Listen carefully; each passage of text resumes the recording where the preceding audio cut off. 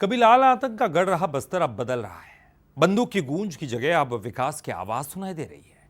नक्सलियों की घटती हुई संख्या और बढ़ते सरेंडर ने बस्तर की तस्वीर बदल दी है। एक खास रिपोर्ट देखिए।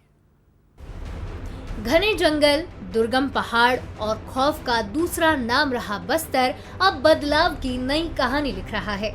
सुरक्षा एजेंसियों के मुताबिक अब बस्तर के लगभग हर जिले में नक्सलियों की संख्या सिंगल डिजिट तक सिमट चुकी है।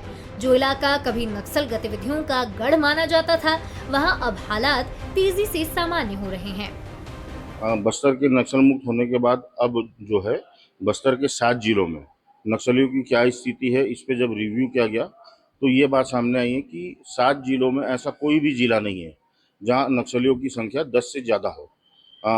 किसी जिले में नक्सलियों की संख्या 2 है, किसी में 3 है, कहीं 4 है। कुल मिला के अब जो है गिनती के नक्सली शेष है और जो नक्सली बचे हुए हैं वे भी भूमिगत हो चुके हैं।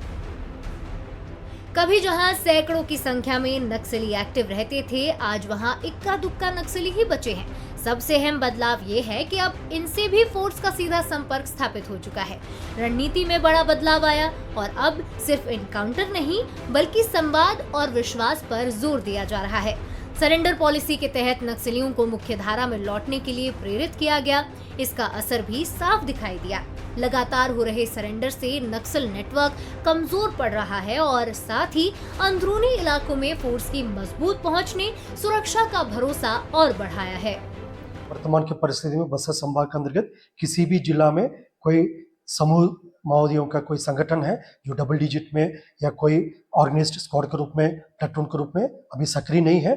किसी किसी जिला में 2 या 4 इस टाइप का कम संख्या में शेष माओवादी कैडर्स अभी पीछे रह गई है। उनसे भी लगातार हमारा प्रयास और अपील जारी है। वो भी समय रहते हुए हथियार को सौंपते हुए मुख्यधारा में शामिल होना उचित और बेहतर होगा।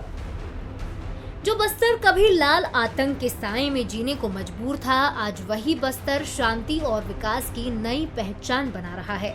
अगर यही रफ्तार जारी रही तो वो दिन दूर नहीं जब बस्तर पूरी तरह नक्सल मुक्त होकर देश के सामने एक मिसाल बनकर उभरेगा।